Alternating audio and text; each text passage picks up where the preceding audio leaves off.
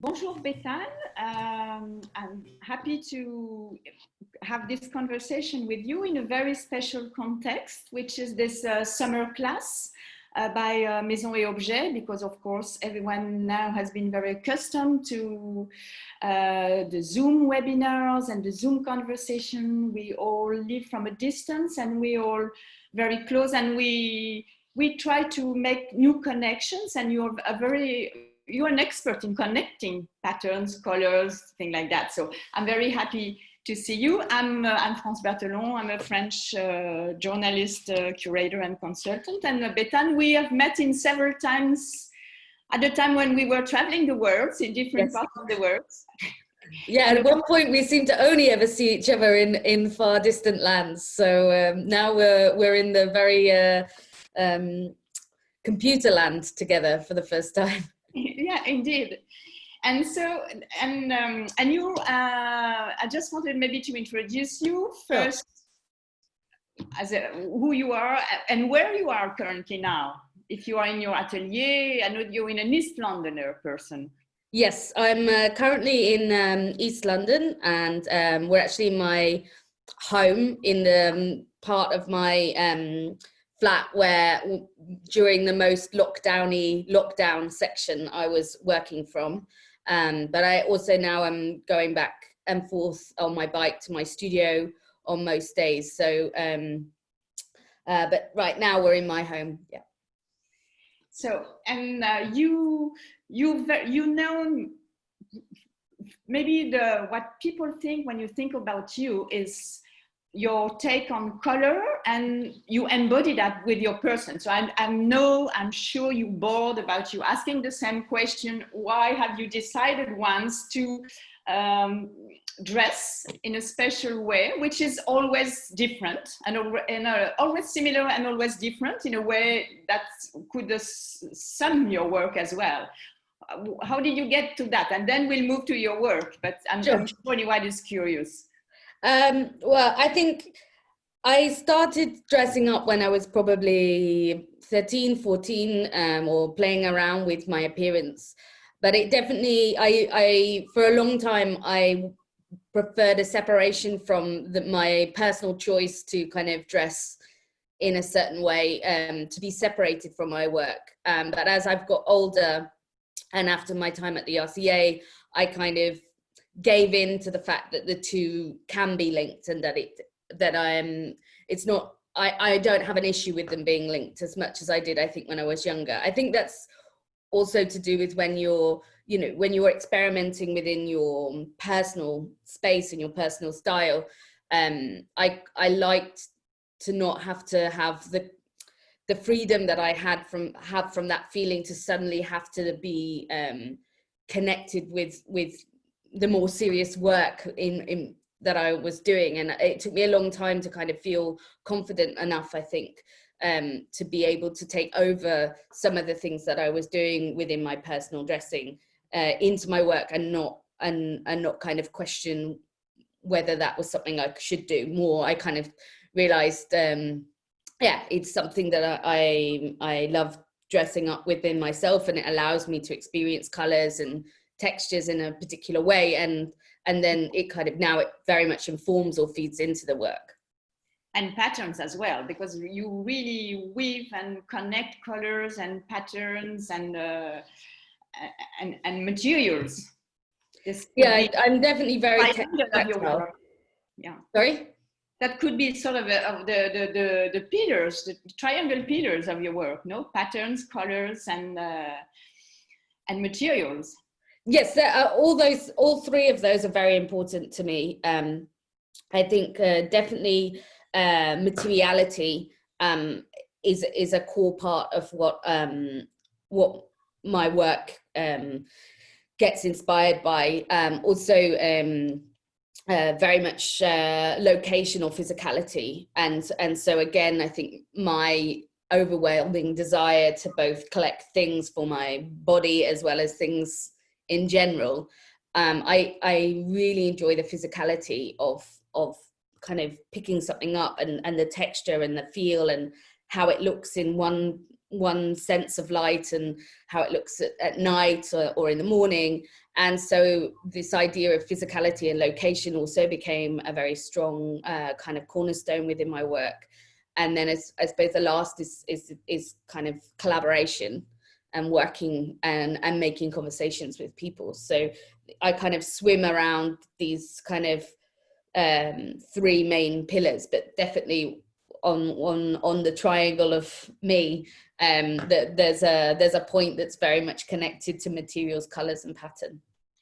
And also because you're collecting it through the flea markets, through the travels you happen to make, through the residency, because the residency we'll get back to that later, but very also important starting points and fueling your inspiration. But you build your own archive in a way of, you always, and there's something that's very interesting in your own words, and all your own words are very interesting, I must say, by the way. It's that you are collecting public patterns. Yeah, that's something I really have been doing a very long time. I think I refound like a box in my studio during lockdown of like really old sketchbooks, and I refound these cards that I made, and all the way back to my foundation. So that's when I was 18. And I'd made these kind of like playing cards where I'd printed the photographs of all these patterns that I'd started photographing around, walking around the streets, or textures on bags, or just stuff that I was seeing in places. And then on the other side of the card, I'd put like a plain color that was taken from the color on the front of the card, and they all had like a hole in them. And it was this kind of mixing and shuffling of color and pattern together. So it's definitely something that I started to try and play with on my foundation, and then failed massively with my final work from my foundation year, because I kind of had all this stuff, but I didn't really understand how to edit it, or how to make choices about what things should be used together, or what things make an interesting piece of work. And so definitely as I carried on within my education and got older, I think I learned more how to work with this desire to kind of document the patterns of cities or the patterns of places. So yeah, it's been something I've been doing for a long time, but not successfully at the beginning. But probably that's why we have put the umbrella name of a conversation between inspiration from that summer class, that conference that we could see on the screen now. And so now I want just maybe we can just go on through the first images, because you're in home now. I think there's on the screen there's a photo of you in your atelier, which is very important. It will come after, just now. Yes, this is an image taken of me in my studio when it was crazy hot that day. I think it was last summer or the summer before, as I was doing a project. You can't see it luckily in the image, but I was literally dripping by the end of doing this photo shoot, because it's a large kind of warehouse space that I share with a few other really amazing designers, and we're all kind of in there. We all have our kind of makey and then studio space. So this is a shot from my kind of studio space, where you can see several kind of bits from different projects that I was running at the time, and then other projects that I may had done in the past, but I still can't let go of the kind of last little elements from the projects. So that my studio is kind of very full with things as well. It's well related, and maybe so we will go through your old projects, your new projects, your current projects, because they're all connected, and you have a conversation between all your projects. This one maybe because it came under the spotlight in the last few weeks, because congratulations, you got that Edida Awards, which is the Elle Decoration Design Awards, for the collection you did for Rosenthal, the Tong. And this is also a nod to something that happened before, not you, but in the Rosenthal archives by Gropius. Can you tell us a little bit more Yes, about? sure. I think I'm really proud of this set, and it was such a lovely experience to work with Rosenthal because they have this kind of amazing kind of history. And I remember going and visiting their factory, and on the one side of me there was beautiful teapots by Walter Gropius and like Bauhaus, minimal shapes, graphics, language. And then on the other side of me was like a golden disco for Versace. So I loved that it was a company that had this ability to be very specialist and really take care of details, but be able to mold their identity to very different kind of design manifestos. So when I went there, it was a celebration year for Bauhaus. So I really wanted to make a small nod to the Tacti set by Walter Gropius that I also had done a decal for, also as part of my collaboration. So the kind of top bit of the teapot here, where these kind of two parts kiss together, is my little nod to the way in which the handle and the lid on the tack teapot have this conversation together, where the arch kind of carries through over the both pieces. So I definitely really enjoy finding details from one piece of language and then finding the right balance between hopefully respecting the original, but also taking it in a different kind of lens. And the other thing that is very connected to Rosenthal is Eduardo Plexi, who's an amazing artist, one of my favorites. And so they've done a lot of things with him in the past. And he's all these kind of wiggles and pipes, and he's an artist that I've referenced within other works. As you said, there's lots of there's certain languages or artists or movements or things that kind of follow through over from different projects. And so for me, I really enjoyed kind of taking these kind of mix of this, the Gropius shaping, and then also this kind of wiggly line from Eduardo. And then I think the last nugget that I liked to bring in from the factories, they used to have flamingos in the center. It's a beautiful, beautiful building. And in the middle of the factory, there's like a glass, like hexagonal space. And in there, they had flamingos for years. So I love the idea of like this kind of flamingo leg kind of kicking off the side and bringing these kind of fancy birds back into the kind of workspace of a factory. So that's why the colorways are named after birds.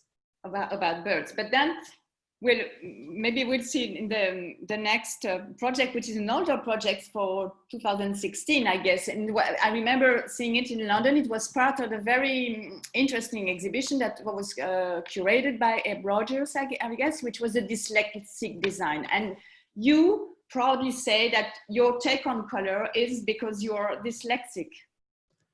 I think definitely for me, I used color to make language make more sense to me. And I think I was doing that before. I remember I was doing that a lot before I was kind of technically diagnosed as being dyslexic. Because I remember having like a meeting with one of the ladies that's kind of assessing you, and she was kind of slightly shocked by the kind of explosion of color that was in all my my written books, because everything was kind of broken down into color blocks, or some things were highlighted and some things were written in colors, and it was this way for me of making the words a grammar. Yeah, it allowed me to break it down into a system that I could read, because otherwise when it was just kind of black letters on the white paper, they wouldn't settle. They wouldn't sit flat. They kind of hovered around, or I just couldn't kind of digest it. And by adding the colors in, that gave me this kind of key into trying to make something that my brain wasn't kind of enjoying trying to make sense from into a language that it does enjoy, which is color. So it's definitely something that for me, I felt was a way for me to understand how to kind of digest a language. And I definitely think my kind of connection to color is enhanced by the fact that for me, color allows me to kind of digest a system that's not my norm. Yes, exactly. But then, very well, this is quite weird in a way, because the first project, or I don't know if it's your first project, no, it's not the first project, it's the first project I knew from you, which we'll see now, which is the stain teacups, where color is more back to only neutral and maybe no color, and then color suddenly appearing. So we can see in the next slide, which is was it your graduating project? Yes. So this image here is from a later edition I did called Flock. Yeah.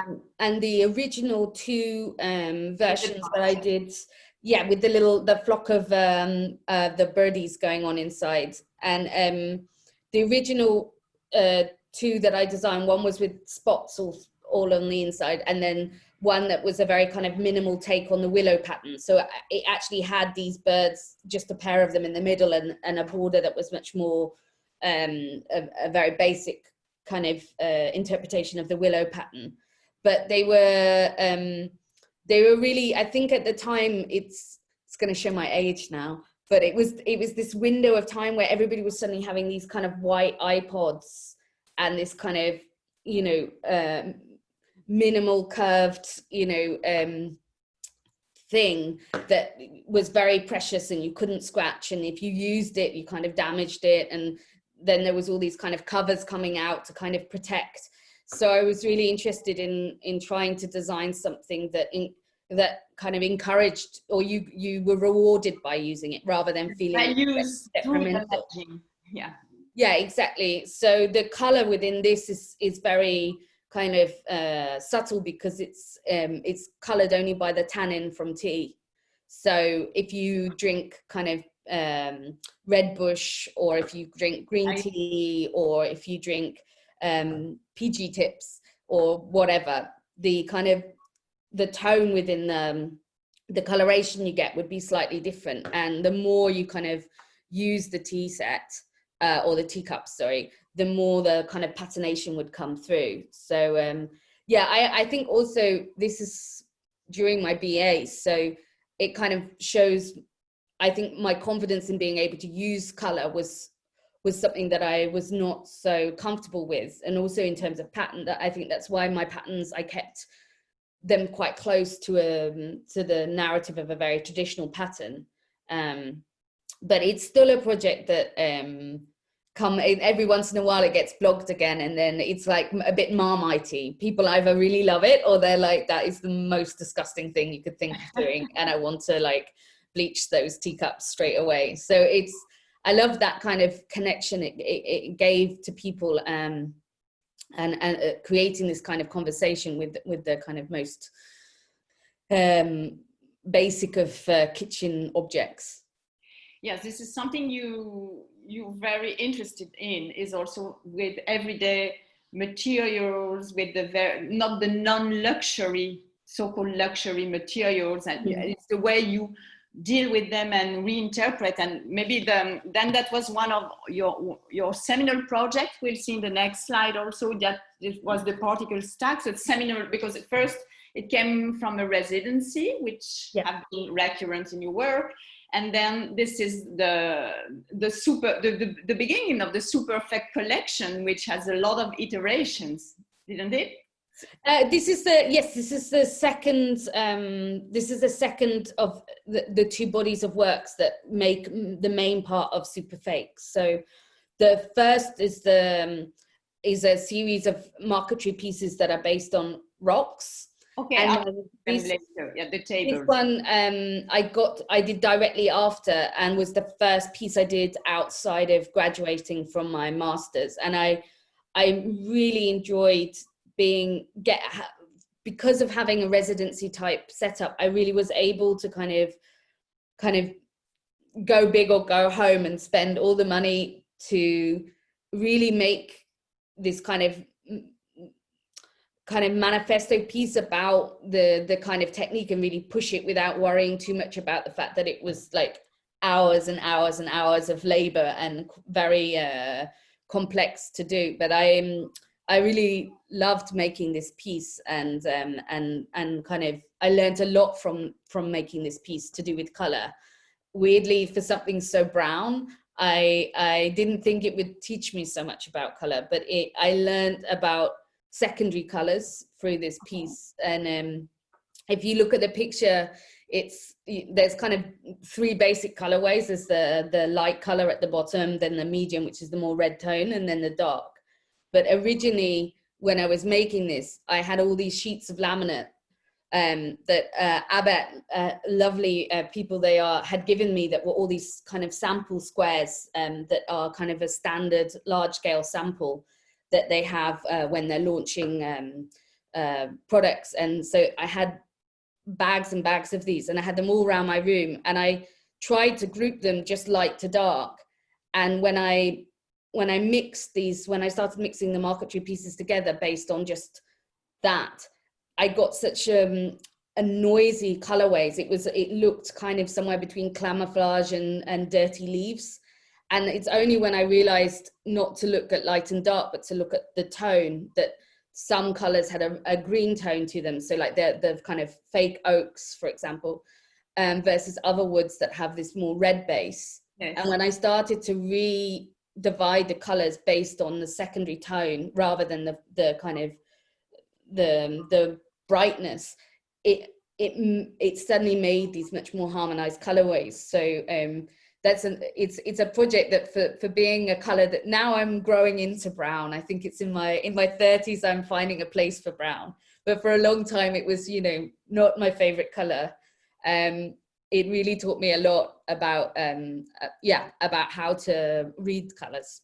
Yeah, I think colors is always something very personal, and you have decades in colors, I think, of course, because it come, I don't know, from if you had been wearing a uniform or like that, so you can get away of it, and then it circles back years later. It could be like that.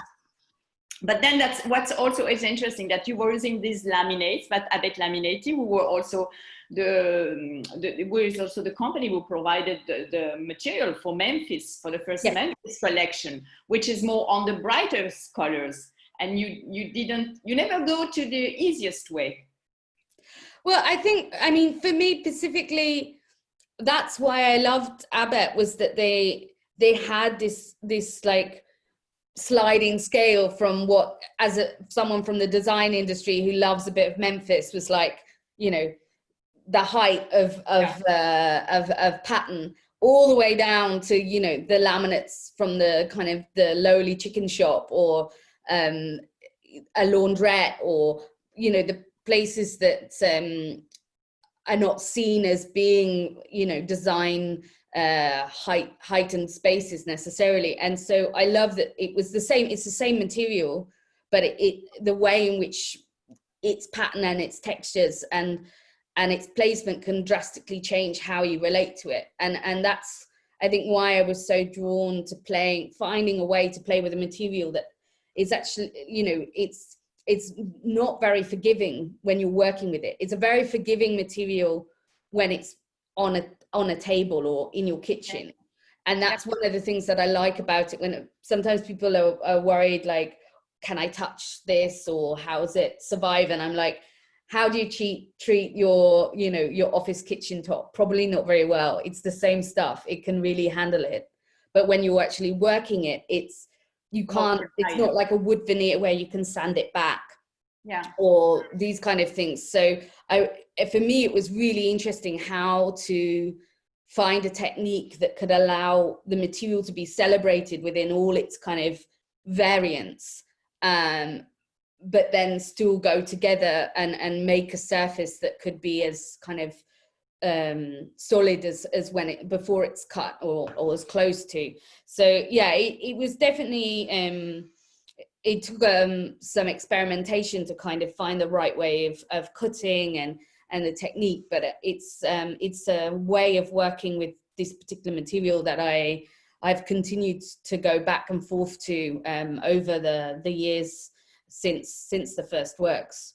But then we'll see on the next image, which is your particle jewelry, which also comes from the technique. It comes because it's the leftover from the furniture. Yes, the first pieces. You hate waste. You hate waste. Well, especially when it takes that long to put it together. I think I'd had a bit of a shock when I realized like how long it was taking me to like make these surfaces. And when I did the first cabinets with this particular pattern, I made it kind of full sheets, and then there was a lot of these kind of waste sections, and I just couldn't handle that. So I wanted to kind of find something that I could use these very small sections of the pattern. And also I enjoyed the way the pattern read quite differently when you really slice it, or you reduce kind of seeing the larger scale bits of the pattern in these kind of much more cut forms. But it technically then, me being me, wanted to have the joint and the way that they go together in this kind of complex tongue manner. So that was also quite tricky to kind of get right, but they end up like these kind of long sausage rolls of pattern, and then you kind of slice them to give you the different thicknesses of bracelets. So I did a run of them like that with the offcuts. And of course you didn't choose the easiest way, because you have a lot of angles, which are probably the most delicate parts. Yeah, I think when we've been probably from building particle, and then I also did a project called Playtime, which also plays with these kind of the joint edges. I really wanted to find a language that kind of made the most of the graphic quality of a plywood, because also plywood, it's a very good material for backing laminate because it's quite stable because of its construction, but it also has very particular connotations, some in different periods of time. And I think at this window and in the more recent window, it still didn't have the most high-end connotations.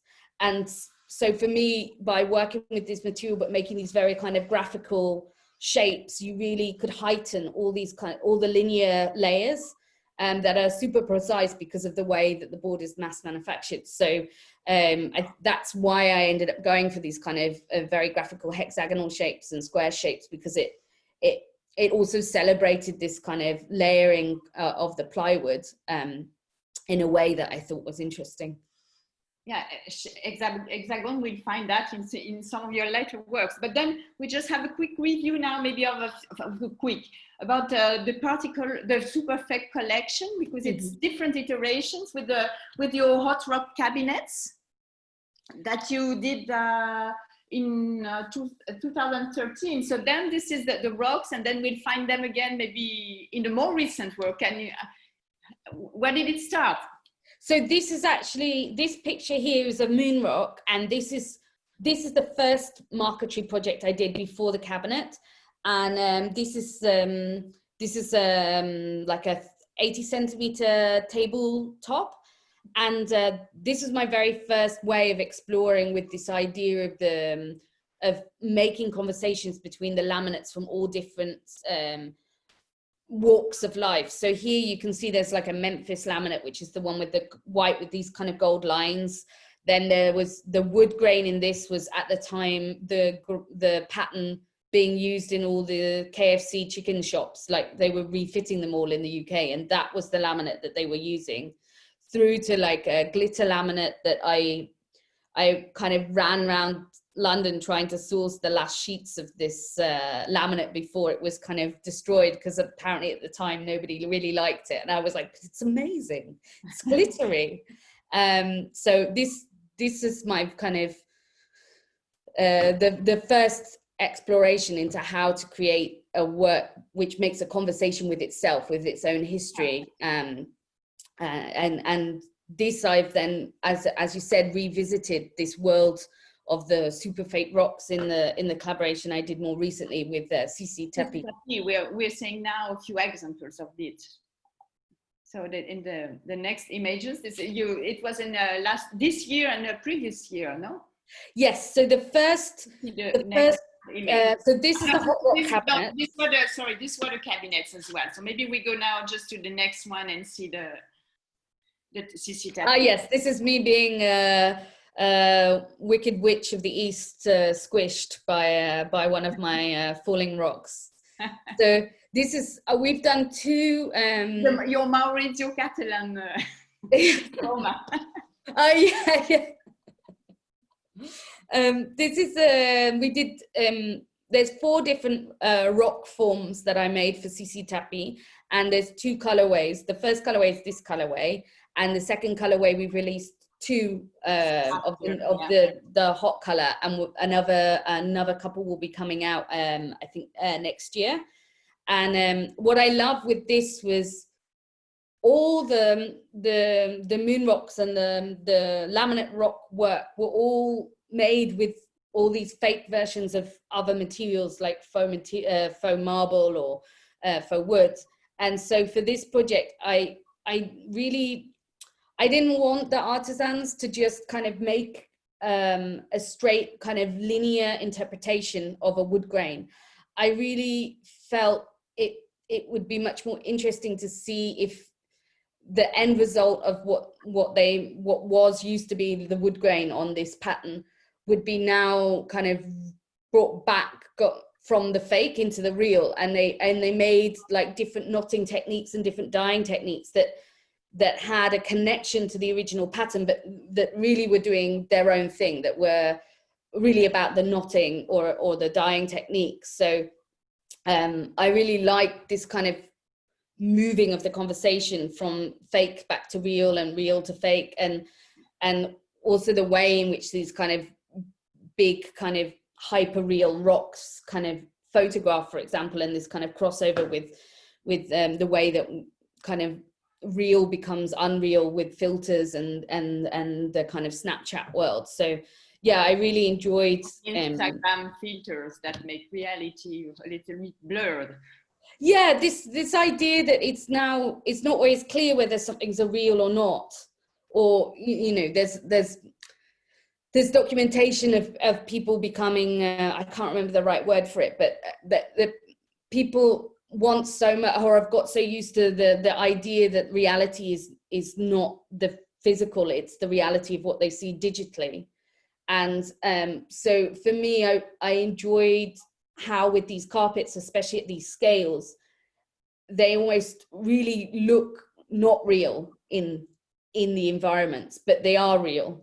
Yeah. And whereas a lot of the time now we think something's real in an image and it's been altered, or it's been, you know, your waist's been taken in, or your chin's gone up, or so for me it was a really interesting way to kind of play with some of the things within the larger umbrella of super fake as a context, but going off in a slightly different direction. And that's something I really enjoy doing within my works, especially if there's like a kind of an umbrella or an overall kind of interest, but within that interest, depending on the kind of partners you're playing with or the avenues you take, you can make quite different works. So for me, this is a very clear example of how I kind of took some elements and carried them through, and then others weren't relevant anymore for this conversation, so they got put down. And I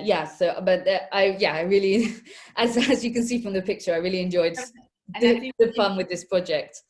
In the next picture, this is the last collection you did for CC Tapi, and then it has been informed also by the travels you've made with them, I thought. Yes, so this is what we call the hot rock version of the rocks, and even though in visually it isn't necessarily the colors of Beirut. But for me, the nickname I have for this, especially this rug in particular, The is interweaving. connected. Yes, because I think it was this window of travel, and we went to Beirut with the first collection, and I'd never been in this. I've never been there before, and I was really struck by the kind of the sandy heat colors of Beirut. So this carpet has a little nod to some of the things that I kind of started to digest in, and a change in some of the heat, or the kind of what I'd normally call my hot colors that predominantly have come from my travels back and forth to Mexico. So yeah, the hot colors in these carpets is kind of a mix of several travels that I'd been doing around the window between the first carpet launch and then the second colorway that we've been working on. And then also, so now we're moving to other exploration that you have been exploring in different way with your totem you did for Nilufar in 2000. So here it's back to also having different shapes, articulating different shapes, and working with the glass and Pyrex, and starting again with a residency. Yes, this is from a relationship that now I've been enjoying having for over 10 years, and it was a residency I did in 2010 in Vicenza, and this is where I met a wonderful artisan called Pietro Vero, who specializes in blowing Pyrex, and I just became fascinated by how strong but incredibly kind of light and transparent and clean the colors, like the Pyrex was. And I really wanted to find a way of developing a language that specifically celebrated this kind of the kind of the most known aspects of Pyrex that's within this context, which is kind of more to the scientific end of Pyrex than the kitchen oven end, which is normally much thicker Pyrex style. And though there's no color apart from some silvering on my bulbs on this piece, I think for me, I wasn't ready to work with the color of Pyrex at this point. I mean, there are colors, and in subsequent works, that's something that I've played with and pushed. But I think for this project and the family that I then subsequently made for Nilufar Gallery, it was really about first digesting the kind of the base material, which normally comes transparent. And so I designed 7 different chandeliers that all self hold. So there's no there's the most minimal amount of armature or metalwork or anything else other than glass. The stack as well.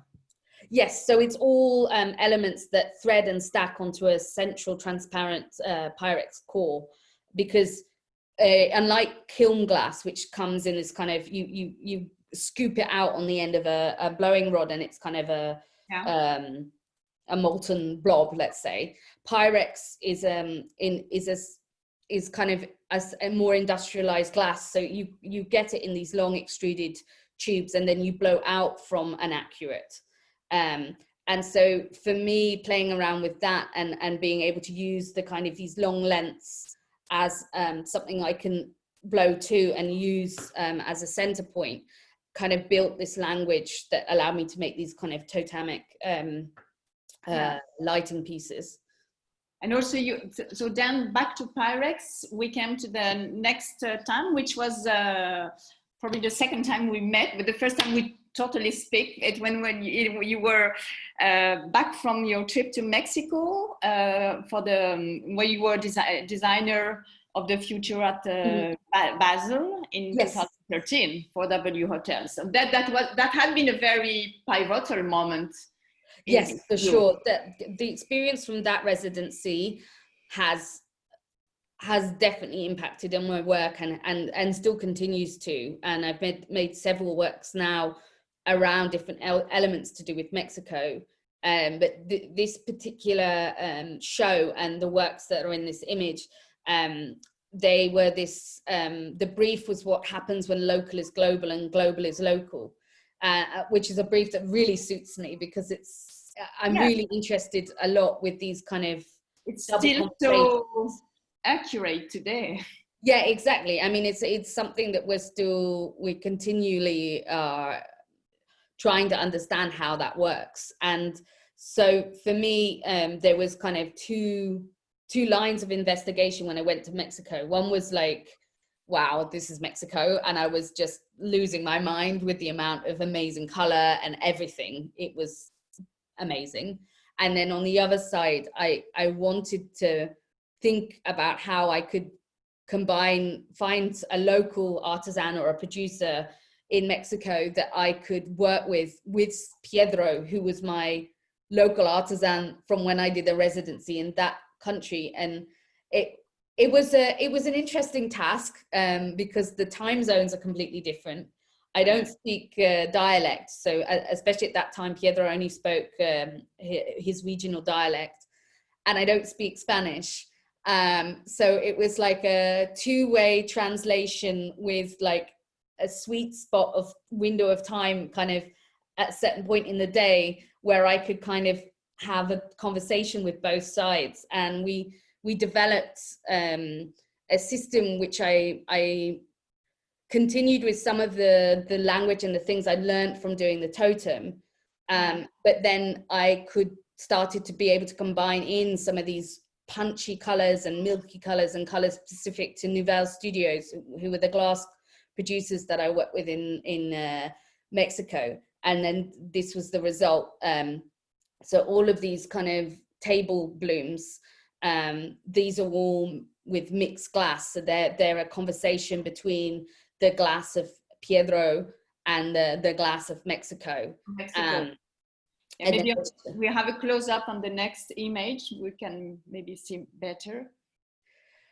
So this is an example of the chandeliers that were developed in this from this residency, and this one is actually not mixed glass, because outside of the context of that, the mixing of those two glasses became like commercially not the most viable way of working. But for me, I wanted to carry on with the reference part. So specifically this chandelier is built on this kind of crisscrossing of blooms, which is if you go to the flower market in Mexico, it's bonkers, and there's like crazy bouquets of color and like goldfish in glass bowls within flower arrangements and all of this madness. But then the way in which most of the time roses are presented is a very grid-like formation. And I just loved how, of all the things I wasn't going to expect, like suddenly the roses being in a very kind of minimal grid was within a chaotic environment. Yeah, and so that's what in this version of the chandelier specifically is why it has this crisscrossing. So the reference of Mexico stays more in its formation rather than in its physical materiality. And this image is from a recent commission that I did for a client. And then yes, you have this one, which is no, maybe we go back to this is more the hexagonal form that you had in the jewelry as well. Exactly. So yes, you're right. This is the hexagonal came back in, and for me also, this chandelier has been made after I've more recently been having the opportunity to go back and forth to Japan, and there's an amazing kite museum that I had visited, and I really loved these kind of circular and hexagonal formations of these. It's actually more typically a Chinese kite, that these kind of dragon kites. So on this particular one, I decided that there was enough space within the kind of crisscross world to take elements but bring over some graphical shapes and change the flower proportion to bring in these references that I had experienced from this new area of travel in Japan. So it's from the same family, but the rules are altered by the new kind of information that comes in. And yeah, so this is these kind of Korea, I pronounce them terrible, but it's called the boy kite. It's the carpy fish. There's a particular kind of windsock that's for celebrating the Boys' Day, and I love the graphical pattern of the eyes on this. So that's what the blooms became, these reference of this kind of beautiful fish eye, basically, instead of the Mexican reference, which was a much flatter kind of tripling of shape that is more connected to the pre-Hispanic graphics. So yeah, it's interesting to see how things kind of migrate. Yeah, it's moving around the world. Then we're going back to Mexico for when you apply that to patterns and colors for the collection. You did the debate, you did for Quadrat. Yes. Maybe in the next image. Yeah. There's a bunch of different images. Oh, there has a close-up. That is it an applique? Is it a weaving? Yes, so this is applique done with a wonderful embroiderer and tapestry artist called Laura Lees. So when I was in Mexico on the first residency, I fell in love and still am in love with this church called the New Basilica of the Lady of Guadalupe. And it for me, the church and specifically its windows were like the pinnacle of this kind of intensity of colors and pattern and the braveness of the combinations of colors that was kind of so prevalent in everything in Mexico. And I really wanted to make something about this, but I knew for that first residency, there wasn't the time for me to find, like, because there's a particular embroideries and things that I took reference from that are within like southern Mexico, but I really knew I needed a lot more time to be able to source and work directly with artisans. So for the project about working with artisans, I went in a different route because I knew that I could work with the glass in a way that could make that happen.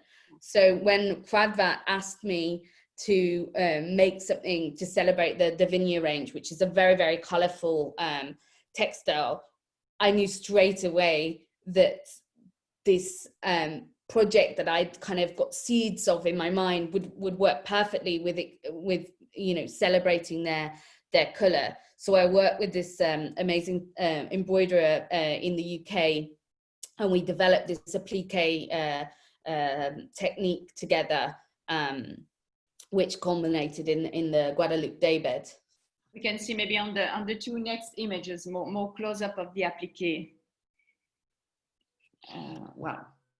Yes, and then even the other one, the last one. So it's very vibrant. But you can see, well, we will find things also in the vases you did for Bitossi, and well, here we are. This is the Monomania Mexico collection you did for Moroso. Yes, and also the vases for Bitossi. Back, it's still a celebration of your Mexican experience and the Basilica, no? Exactly. I mean, this whole installation I did for them a couple of salones ago in their showroom was called Monomania Mexico, because I'm still intrigued by the church and the pattern, and I've continued to play with the pattern within different ways. So for the project that I did for Bitossi, so for Monomania, we made some special colored pieces with a wider open top, but before I'd made a collection of vases with Bitossi. And I was really interested in how this pattern that up until that point I'd only ever seen as being monocolor and multicolored, how it would look when you removed all the color and you just concentrated on the lines. And the church itself, the windows of the church are this amazing mix of kind of cast glass blocks that are like pyramid shapes, and they extrude out and go in.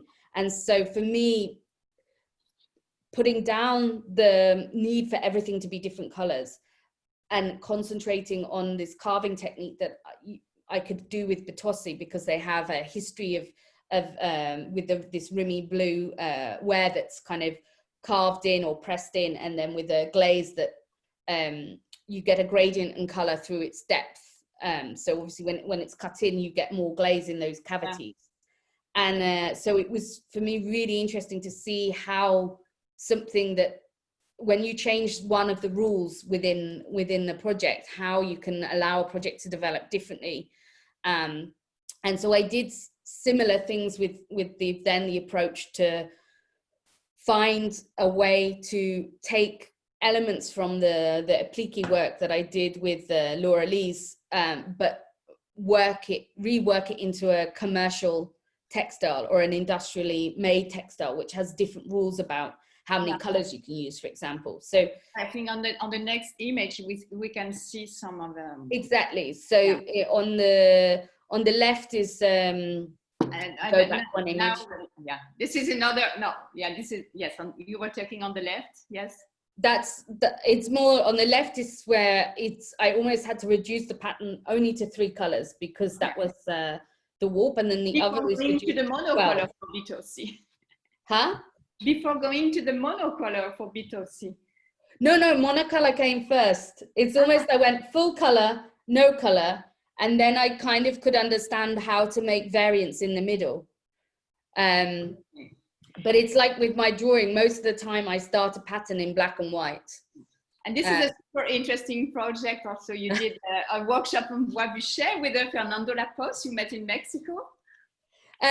Fernando is, he is an amazing Mexican designer who was studying in the UK, and he interned with me when he was a student, and he was in Mexico at the same time I did the first residency, and he's done a lot of projects with sugar. So when I was invited to do Bobochet, I knew it would be a really interesting project to work with him and create something that really was very temporary, because these workshops are a week long, and I really was like, I don't want to use something like a laminate or a material that's, you know, its footprint is quite deep if it lasts a week.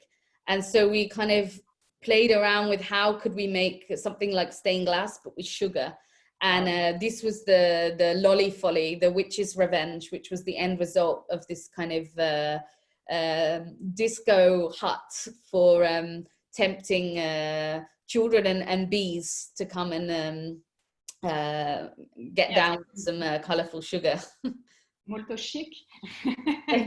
I mean, the guys did all the different students that we had that week were amazing. They were like staying up till the wee hours trying to pour the sugar and make all these amazing kind of colors and textures, and it was a really lovely experience to see how different people take one kind of very basic thing like sugar and color and interpret and build their language based on the things that interest them about the material. So yeah, it was a lot of sticky work, but a really nice project to get to do.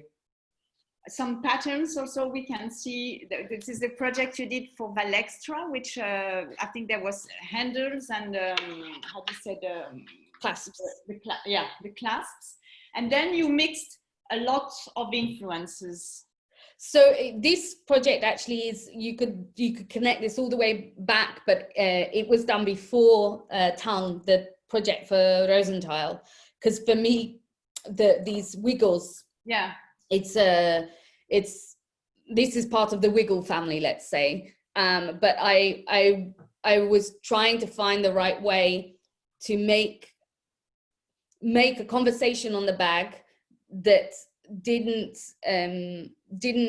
fight with the very kind of minimal and graphical language and the kind of the identity of Valextra, but kind of took it into a world that also was me. And the kind of in between land was this kind of taking the wiggle on a walk. So I took the black edge that's on nearly all of Valextra's projects and made this graphical line to create the handles and clasps, and Eduardo Plexi is another, was one of the main references also on this project. So you can see the conversation between the same kind of wiggle arches.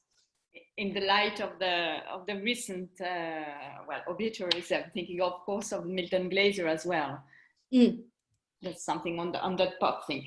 And then you've been, we'll see on the next slide, you've been also working, so you've been working for your own collection, for brands, and also you're doing a lot of installation. You've been commissioned by Hermes on the right. We're doing some windows.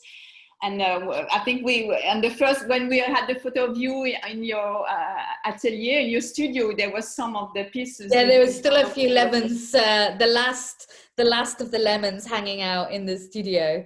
And then you have the two, and then we, yes. No, carry on, sorry. No. So then I think you've been working for brands. So there was Hermes and the windows, and then maybe because Perrier-Jouët is a long-lasting story collaboration, and it's bringing you to different new projects as well. So maybe I want to focus a little bit more on that hyper nature by Perrier-Jouët. We'll see. So on the left you can see a glimpse, and then we'll see more on the next slide how you worked on that project. Yeah, this is a different part of the studio that you saw at the beginning of the presentation. So this is downstairs, midway through us dying. So all this hanging wisteria that you can see is kind of during the process of us creating the flowers of the trees. We kind of are dyeing different colors or 2 colors every day. So it kind of migrates every day or during the week. You kind of have this canopy that goes from pinks to purples to greens, and because we do a several dip process to get color gradients. But for me, the Hermes project and the Perrier-Jouët project, these projects I've really enjoyed because they allow me to play with a very different type of scale. And the Hypernature is the biggest kind of single sculptural piece that I've ever made so far. And it also had to come apart and be able to travel. So there was quite a lot of technical things that were an interesting challenge to try and find a solution for. And you can see in the background of this picture, there's one of the paper models that I made, probably it's somewhere in the middle, this model. So I made about 8 different models, starting with a hand cut model. And then the last model was all laser cut off the files that eventually we actually cut physically, the aluminium. So I really enjoyed trying to create a language and a technique that kind of came from this kind of flat world and grew and became 3-dimensional.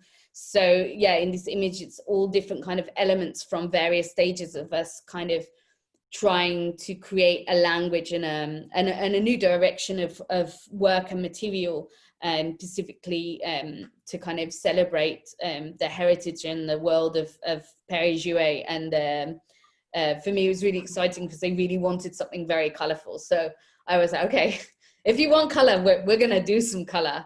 And we did. So, and maybe we have a close up on the next one where we can see you were using very low cost material for a luxury company. Well, a luxury brand, not company, but which is that PVC that you can have in the butcher shops. This was the one that were laser cut, and you were. I know that because I remember have been lucky enough to go to a workshop, a dyeing workshop. Yes, you came and did some dyeing. That was really good fun, getting everybody kind of in and dipping away. But yeah, I mean, a lot of my work plays with the lines between what you see as being a luxury or not a luxury, and mixing very industrial materials with handcraft, or revisiting how we assess a material that we're becoming more and more aware can only live in a system that maybe is not the system we aim for.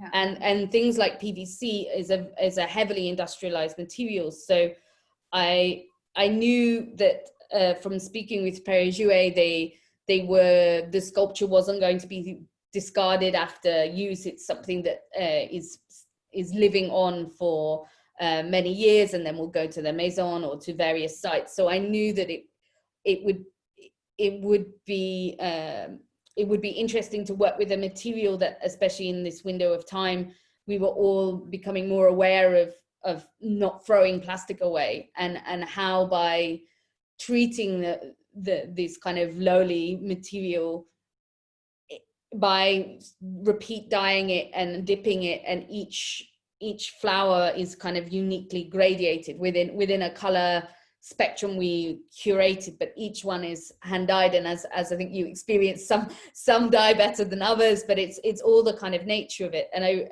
it was so interesting about how you kind of took a material that we almost don't see, or we disregard, partly because it's completely transparent, but also because it's normally used in this as a butcher's curtain or in a very kind of industrial setting. But by adding in this color, you made it much more visual. People were really touching it and enjoying the tactility of the material and the way it behaved and moved, and the way the light kind of goes through it like stained glass. So for me, I really enjoyed being able to kind of create a body of work that was exploring these kind of normally very different worlds, but in a way together. I think in the next photo we'll see the tree by itself, and in the next one, just maybe this is another experience you did with the sugar, still in Perret-Jouet at the ICA. You had that dinner where that was edible flowers, no? Maybe on the table on the next picture, but is yes, this one. So the tree was the commission of 1 year of 20. Like we did the very first launch of it in 2018, and then in 2019. So last year, Perret-Jouet invited me to kind of curate several events over the year, and to kind of celebrate their connection with artisans and with and the world of hypernature. So I really enjoyed trying to think how to make each kind of presentation of the tree or elements of the tree in different ways. So I did it almost like these seasons. Or zooming in and zooming out to different elements of the tree. And the last event, which was in the Freeze Week last year, was kind of the window of harvest. So I love the idea of kind of harvesting all the wisteria from the tree and eating it. So I worked again with Fernando Lepos, and we made sugar versions of the wisterias. And so they were part of the dessert menu at the end of the dinner, and you can see that there's this exploded greenhouse which kind of surrounded the dinner, which I'd made for the kind of summer iteration in Masterpiece, which again played with the wisteria, but more in the stained glass and like kind of pressed context. And for me it was I really enjoyed getting to explore all these different elements of the one topic in different ways through the period of the year. Yes, and also it's nice. Maybe that's funny because we can see that was during Freeway now, and this is the work I wanted you to conclude on it. But before we were that big dinner where we are all longing for now to. Yeah, I know, it's such a weird like it's so, especially that whole year was, I mean, an amazing experience. Traveling with Perret-Jouet and celebrating the tree and seeing the tree travel, and then making all these kind of very physical experiences, to now suddenly being in a very different context this year. But then you had also done previously, before everything happened in the pandemic, that epidemic jukebox. So yes. That was like, can you just maybe quickly tell us for the Welcome Collection what it's all about? Because it was not, no one was knowing about what would happen to the world now with the COVID. Yes, I didn't know how timely it would be this year when we were working on it last year. But basically the Welcome Collection was reopening its permanent collection, and they were commissioning new works. And I was invited to work with a lovely design group called Kiln to create this epidemic jukebox. So it's based on the idea of a jukebox, and it plays songs throughout different periods of history that are connected with epidemics. So this could be a pop song that's dealing with the emotions to do with AIDS, or it could be a government funded song that's more information driven. But I found it so interesting to kind of listen to all these different songs and see how music and creativity and within this genre really was important as a way for people to kind of digest these kind of experiences. So I worked again with Pietro to make this kind of glass harmonica, because I love the connection between the kind of science lab ware that Pyrex is normally used for, and the fact that by reworking or replaying with the totems that me and him had developed that went this way, by turning it this way and making the diameters all these different sizes that are like the size from a mini disc to a long playing record, and these kind of trumpet forms, and to kind of play around with all these different shapes and diameters connected to recording of sounds.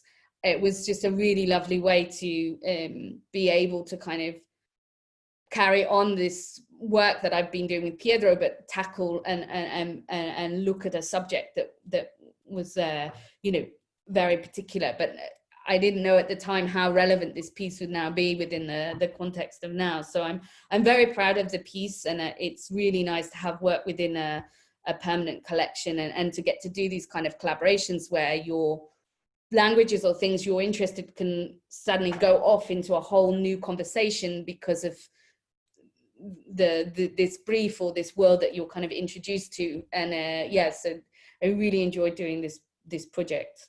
And just what you were saying, maybe we can, I think it's a wonderful conclusion, saying that all these songs were bringing a message through epidemic, but through creativity. So exactly. Let's all bind together to promote that. I think it's thinking out of the box and trying to have a creative look on things that are very serious is as important as and you're mixing the scientific of the glass, of the Pyrex glass with the fresh eyes. So that's so we honestly say merci to you. Thank you so very much. Thank you everyone for listening, and thank you for sharing all that. No worries, I really enjoyed. Stay well. Bye.